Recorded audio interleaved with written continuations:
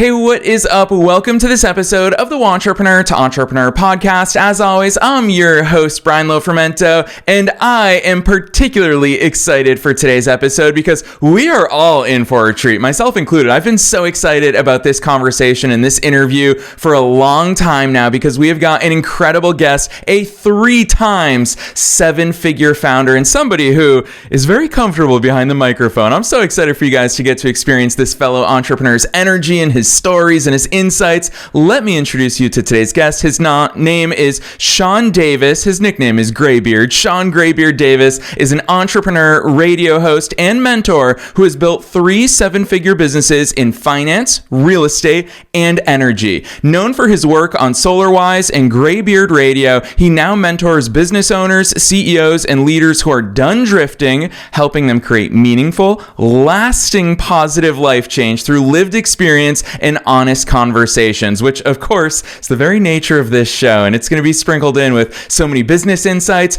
personal reflections and insights, a lot that we're all going to take away from today's episode. So I'm excited about this one. Let's dive straight into my interview with Shawn Davis.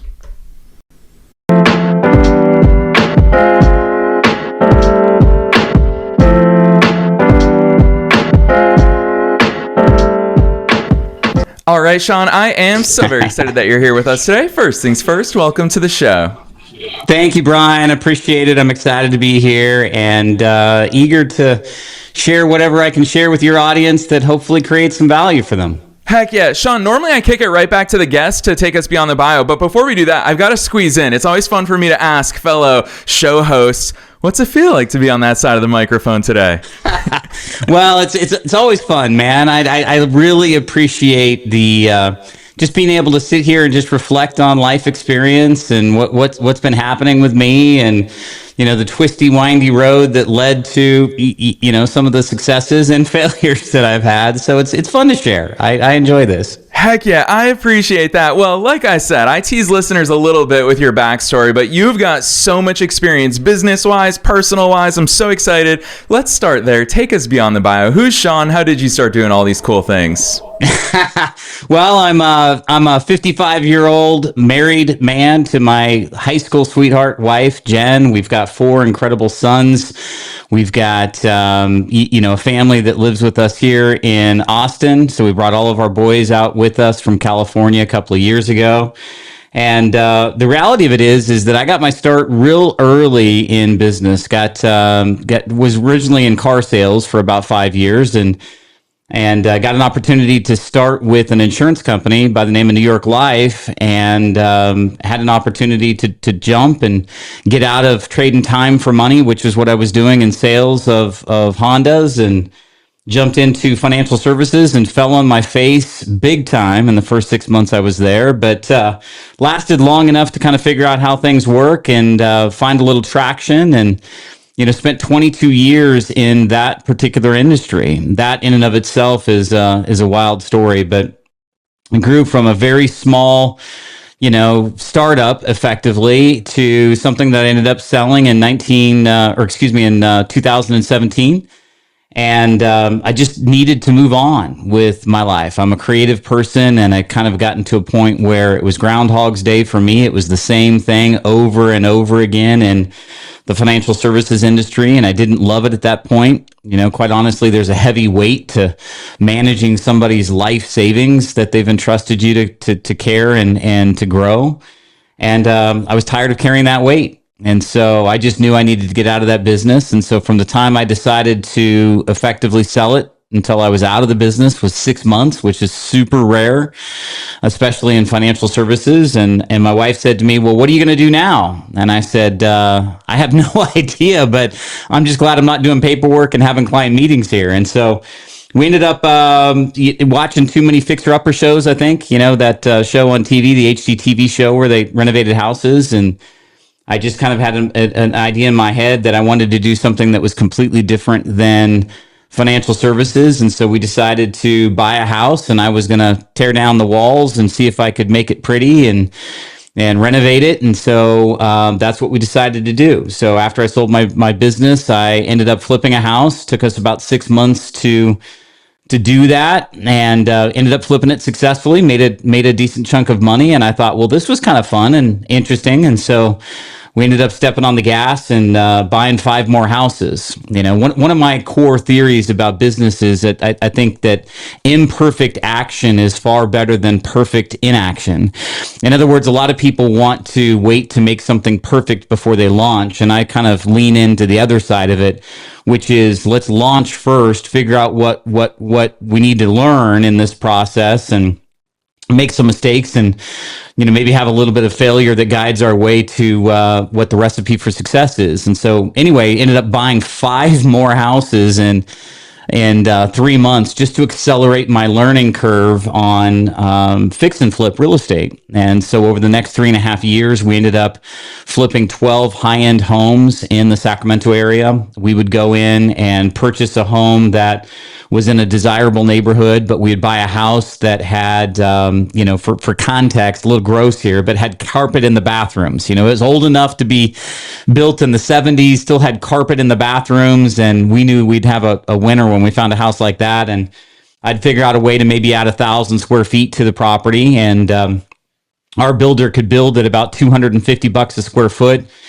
And if we added 1,000 square foot to a house that we were selling in a neighborhood that, let's say, was getting $450 to $500 a foot, adding 1,000 square feet to the house would insulate us with maybe a 250 grand of profitability. And there was far less competition, at that level of fix and flip and hold times. And so that's what we decided to do. And that's what we did for 3.5 years.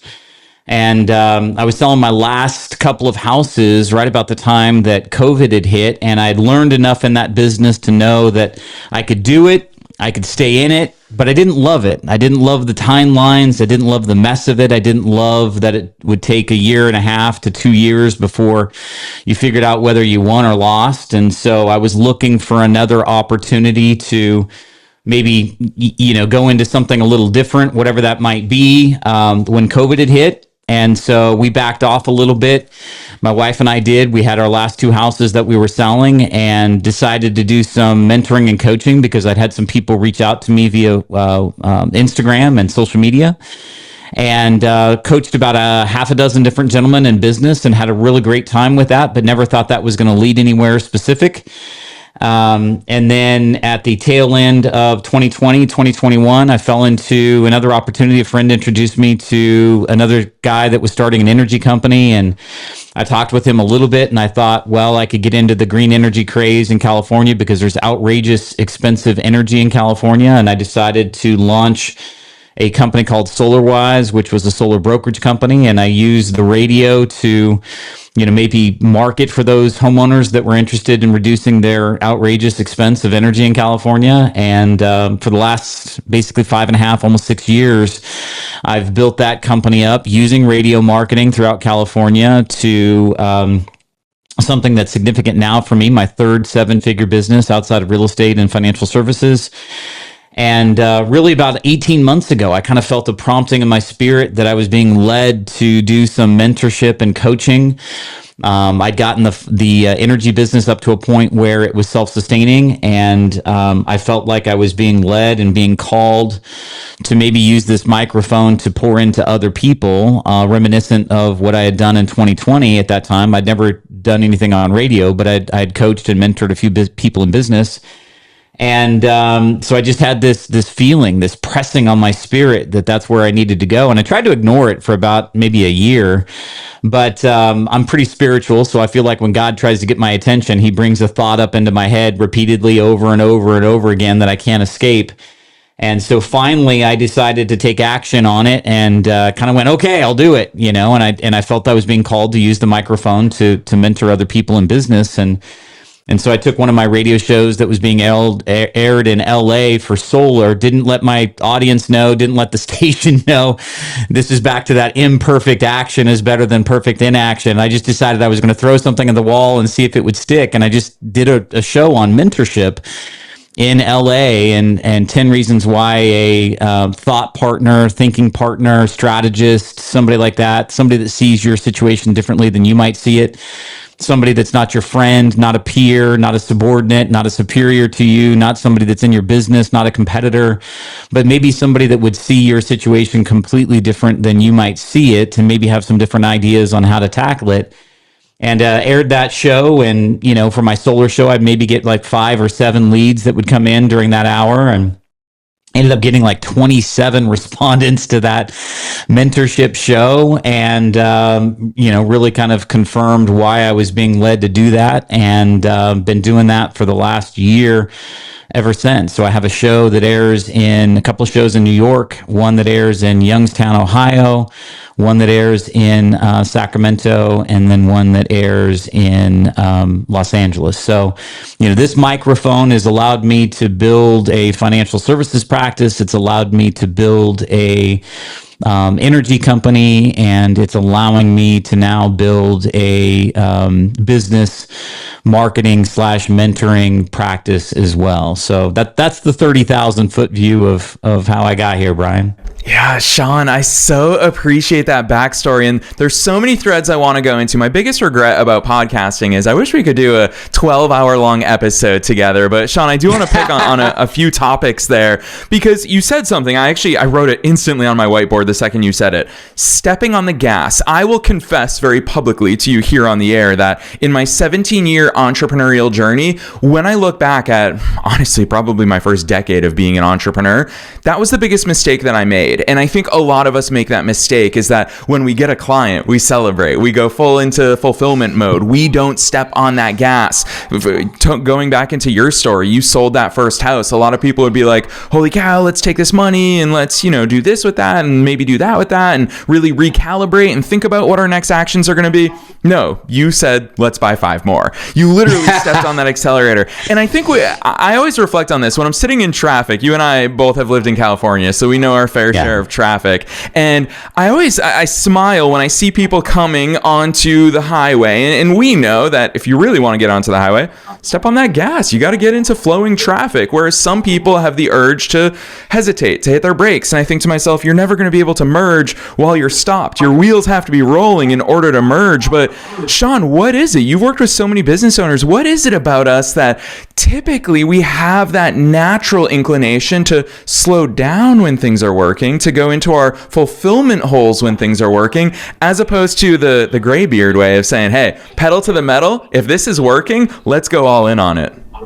Yeah, I think it's one of those things that sometimes it's fear for people. Sometimes people have fear of success as much as they have fear of failure. But, kind of specific to that particular time, this would be an encouragement to anybody that's thinking about launching something new. My mindset is always kind of jump in both feet first, not to do a toe dip, not to, get the ankle wet and decide whether I want to really go in or not, but like really just kind of jump in, splash around, be a little messy, and what I really want to do by doing that is that, when I bought 5 more houses, it was really a function of wanting to accelerate my learning curve, so that every house is going to have a different set of problems. Every house is going to have a different set of needs to bring it to its highest potential. We used to say we would reimagine homes. Homes reimagined is what we were trying to do. And I had the gift of being able to kind of see past what a house looked like now, see past where the walls were, see what the opportunity could be, see how you could maybe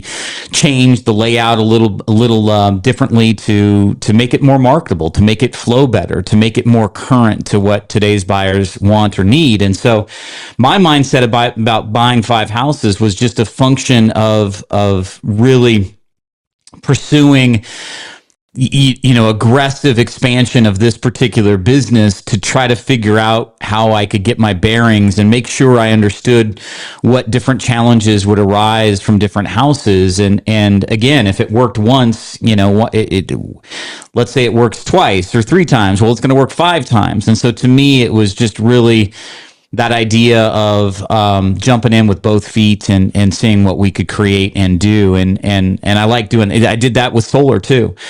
We got on a station, had a little traction. When I launched that company, I used radio to market for the services. I had no idea if people would respond to radio for solar, because most of that industry is either accosting you at Home Depot or Costco, or somebody knocking at your doorstep, when you're trying to eat or do something else with your family. And I didn't know if radio would be a mechanism or a media under which people would respond. And so when we first launched a show on a radio station in California, and it worked, all I did was prove the concept, and okay, I'm going to do 3 more or 5 more stations, because if it worked on 1, this is just economies of scale. It'll work on 2, it should work on 5, it should work on 10, and so forth. So it's just I'm pretty aggressive, in business and in life. My wife will attest to that. So to me, it's like, let's push it. Let's see what will happen. Let's see what breaks, because part of the process is that you have to make mistakes to learn. You have to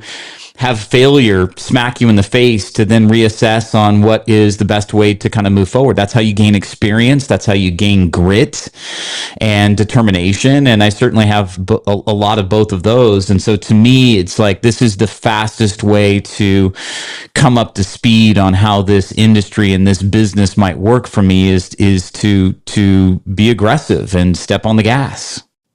Shawn, I love the way you articulate that, because especially it's really fun, particularly having this conversation with you. You have such a unique vantage point and a really powerful voice here, because you just have such a strong impetus to action. And I'll give a spoiler alert for all of our listeners worldwide here today, that part of my advice when someone says, I want to start a podcast, and my first question is always, how frequently are you going to publish? And they often say, once a week or once a month. And I tell them, no, don't do that. My best advice, get to episode 100 as quickly as possible, because your first 100 episodes, my first 100 episodes, everyone's first 100 episodes are terrible. You need to do those 100 terrible episodes to get to the good stuff. And if you're only going to publish once a month, it's going to take you almost a decade to get to your first 100 episodes. And so the thing that really stands out to me, and it's ironic admitting this on a podcast, is that we've never talked about the power of a microphone, Shawn. And it's really your voice, that you're the first one in 1,400 plus episodes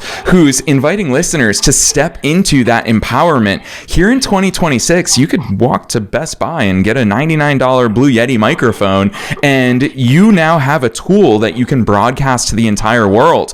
Shawn, most people don't give themselves permission to do that. Talk to us about that, because people are going to hear you just starting a radio show and broadcasting in all these major metropolitan areas.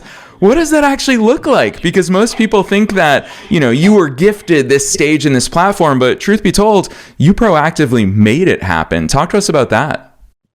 Well, yeah, that's a great story. That's definitely an interesting story to say the least, too.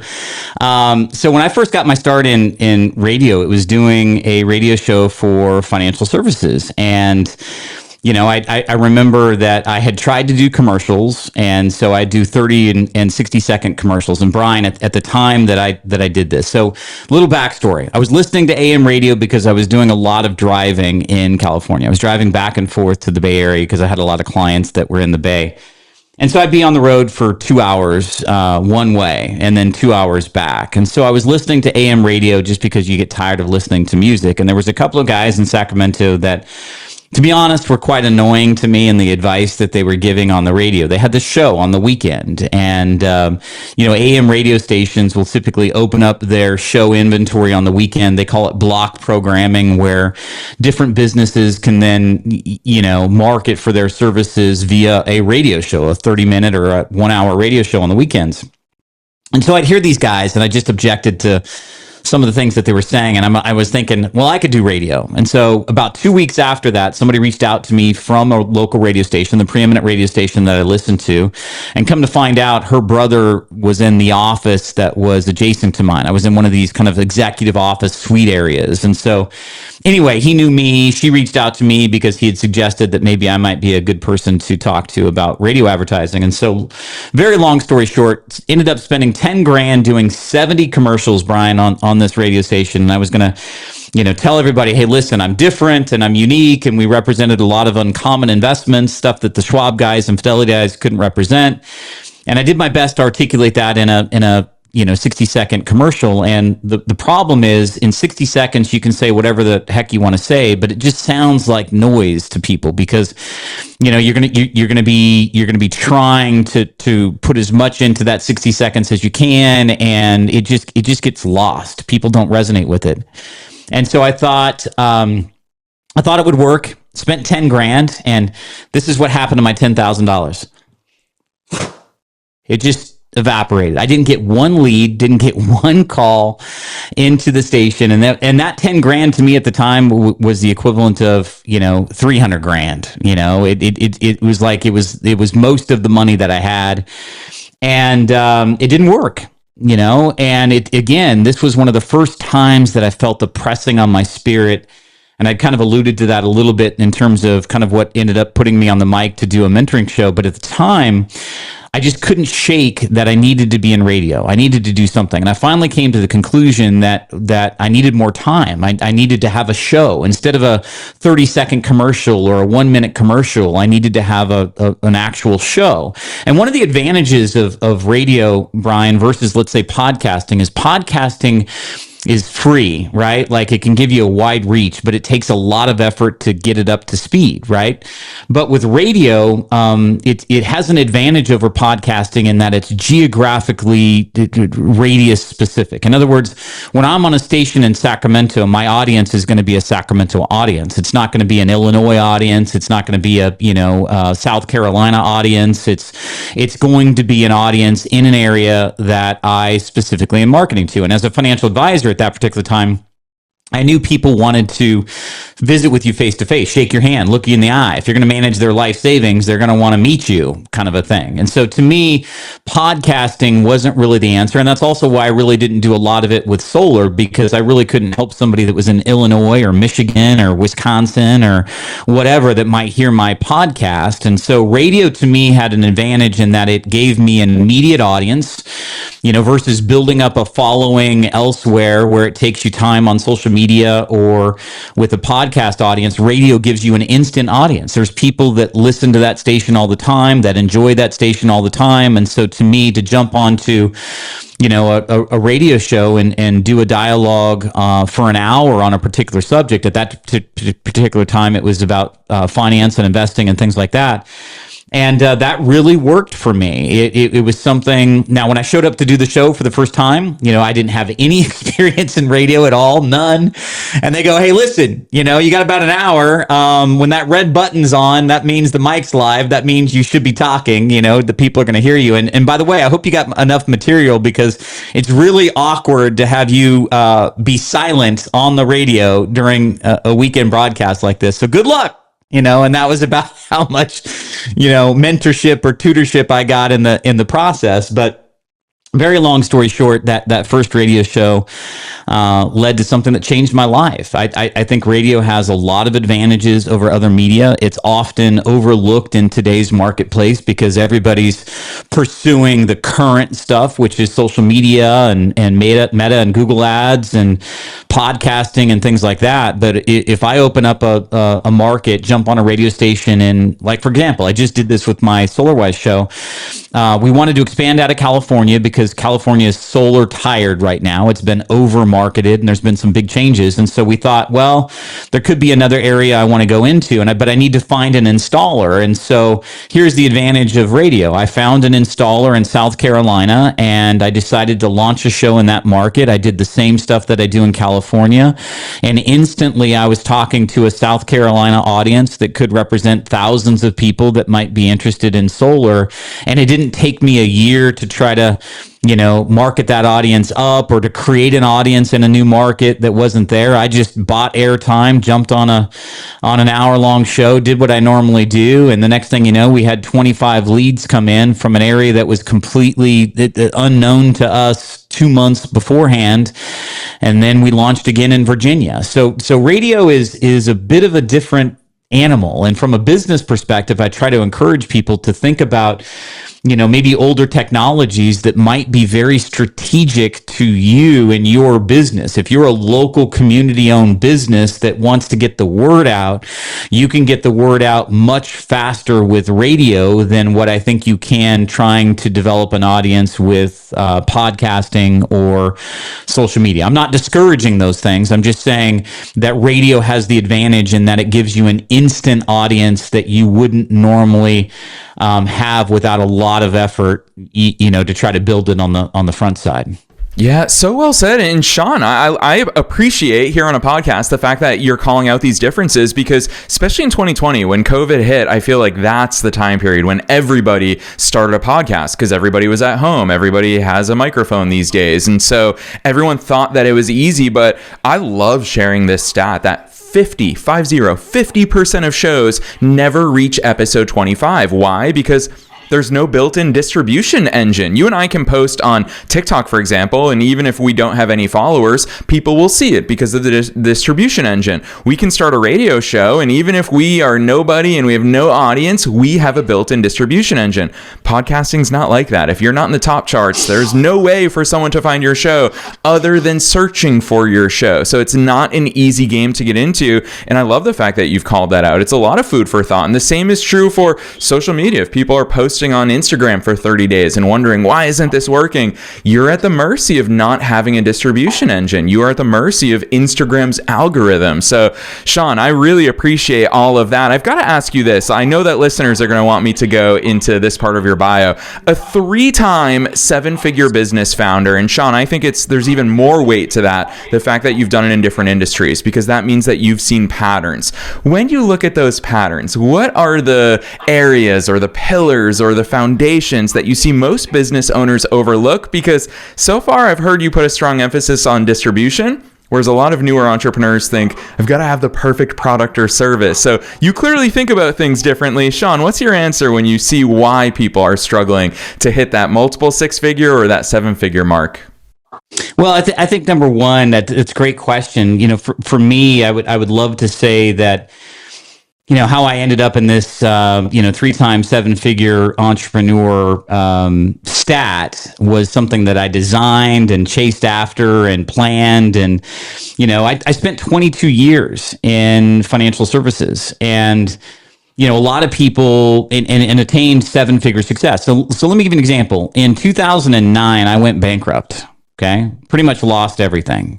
That was when between October of 2008 and March of 2009, the stock market had lost 50% of its value. Everybody's 401k turned into a 201k overnight, and so people were reticent to want to move money. And the only way I made money was if people moved money, and so it was a comeuppance. It was a reckoning. And for me at the time, I didn't have any consistency with lead flow. I was the undulating, I'd make money and beat the bushes and try to get some clients and then make some money. And then back to your original point, you want to have some semblance of balance or something else in your life. And so you'd let off the gas for a week or two because you just spent 6 weeks trying to beat the bushes to drive revenue. And the next thing you know, because you let off the gas, you do this undulation, right? And so it was like feast or famine for me. And it wasn't until I found radio that it kind of turned into something that was much more significant. And in 3 years, I went from having hardly any kind of consistent revenue to spending $600,000 a year on radio because we were driving about $2.5 million in revenue. So long story short, 22 years in that business. Okay, I'd figured out how to do it. I'd figured out how to market it. I'd figured out how to be successful in it. I was making money in it, but it had cost me. There's 7 key kind of dimensions to life: faith, family, friends, fitness, field, fun, finances. So faith, family, friends, fitness, field, fun, finances. And those 7 key areas, I was crushing it in finances and then crushing it in field, what I was doing. But my faith had slipped because I was working 7 days a week. I wasn't going to church, didn't have any friends, didn't have any time to have friends. I was too busy, managing the monster that I had built that ended up caging me. Wasn't having fun because, again, I was too busy. I had $75,000 a month in expenses that I was personally responsible for to keep the engine of the monster running. And it just had killed killed me in so many different areas. And I just felt this prompting that it was going to, if I stayed in it, it was going to kill me literally. And so point number one that I want to make is that you've got to recognize when the season to whatever it is that you're doing has come to a close, because life will give you a lot of hints.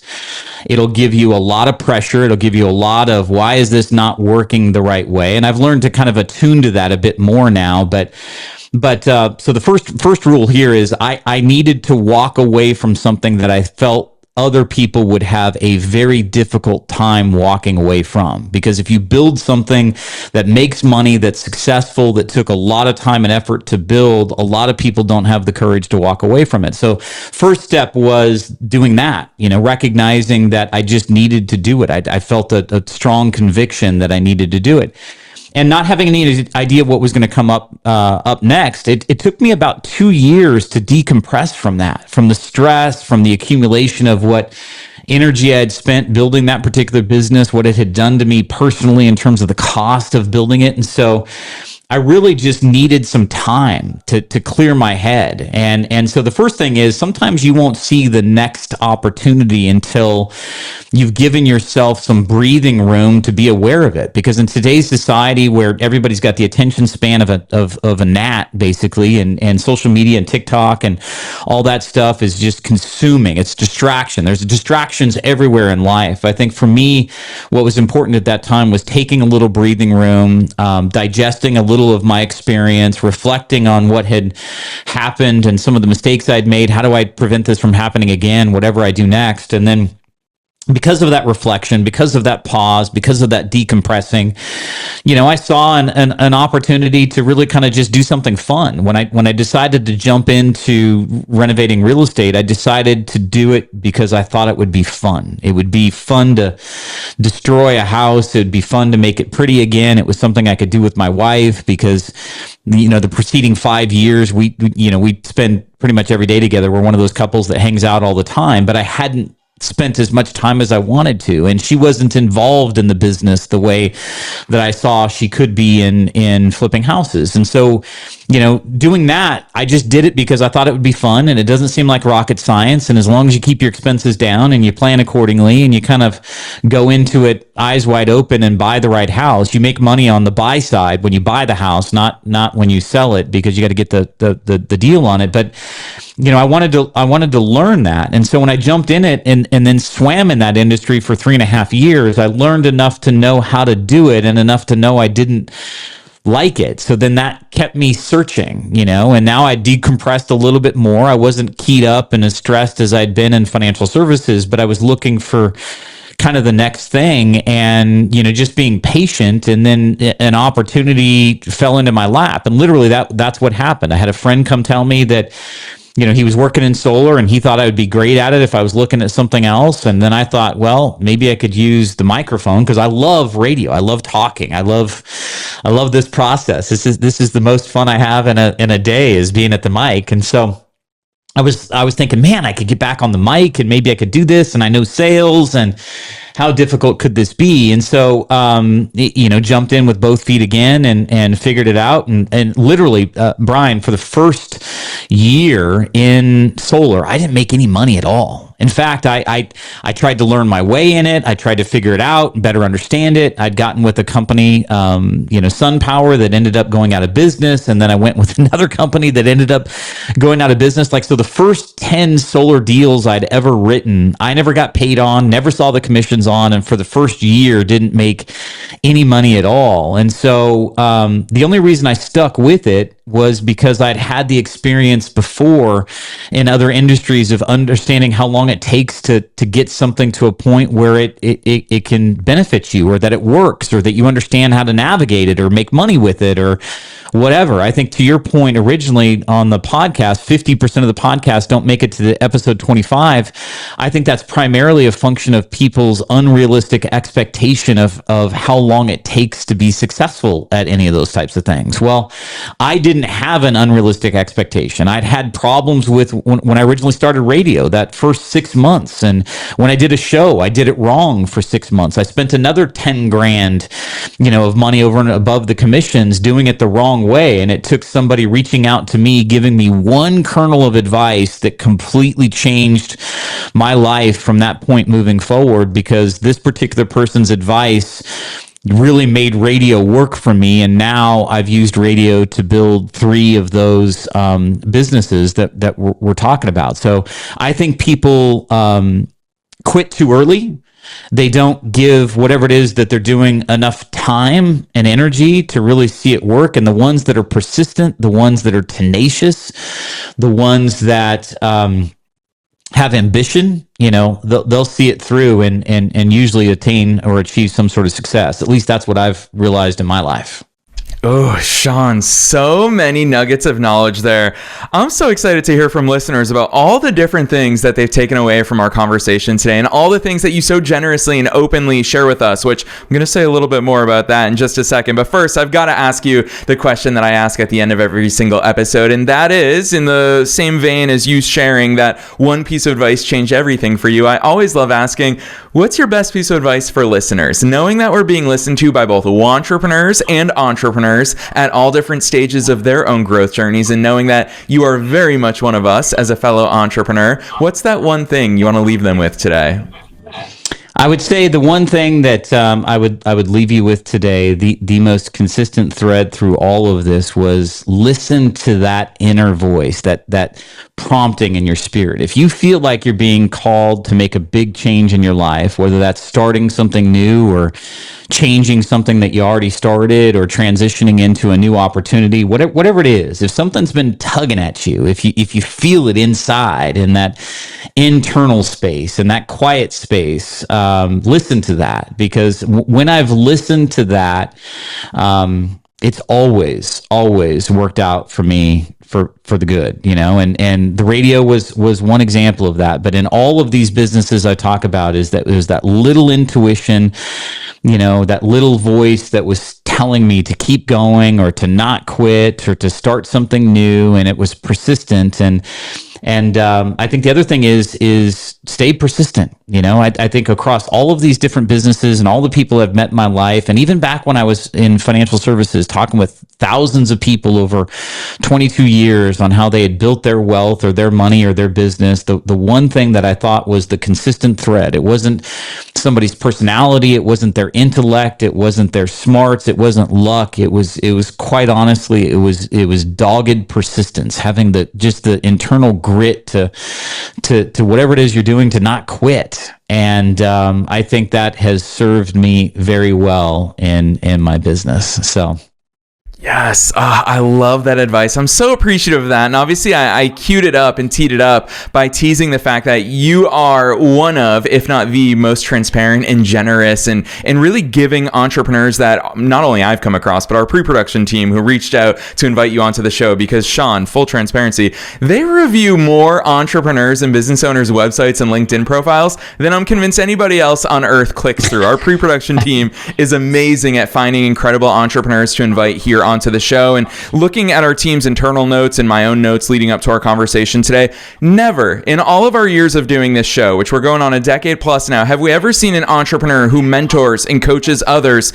And the second you land on their website, you can actually see what that mentorship and coaching looks like. Real life mentoring calls on your website. You are so generous and transparent in the way that you give value one-on-one, but also to the masses. So Shawn, I'm very excited for listeners to go check out your work. So drop some links on us for listeners who want to go deeper into all this good stuff that you're up to. Where should they go from here? That's great. Yeah. So, number one, you can connect with me via my website, which is greybeardmentoring.com. I'm the EY version of Gray, just to be clear, not the AY. You can go either way. I'm the EY, but greybeardmentoring.com, or you can type in The Greybeard Show.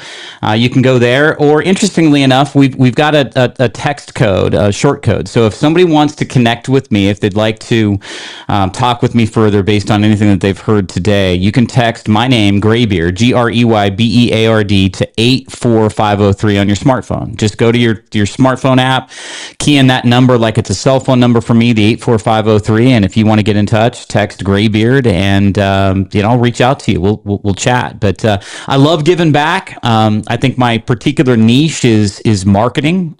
I'm really, really good at marketing. I love to help business owners think outside the box, market their businesses, executives and leaders, CEOs, etc.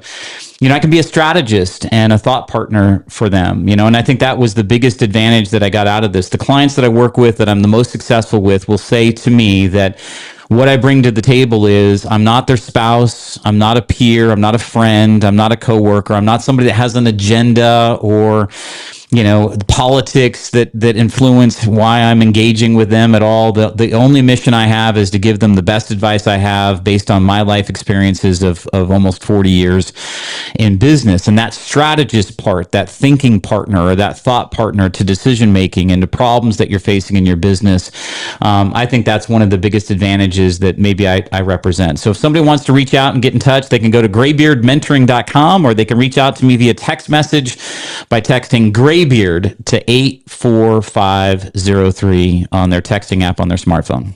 Yes, and on top of that, listeners, if you are driving, if you're in the shower, if you're at the gym, wherever it is that you're listening to us, have no worries, because we're dropping all of that information down below in the show notes, wherever it is that you're tuning into today's episode, so you can reference all of those. You can text and get a hold of Shawn directly. You can go to his website. It's funny, I've never thought about in the English language, why can you spell gray two different ways and they're both right? So listeners, it's Grey. Grey is Grey, greybeardmentoring.com. Don't be shy about checking that out. Otherwise, Shawn, on behalf of myself and all the listeners worldwide, thanks so much for coming on the show today.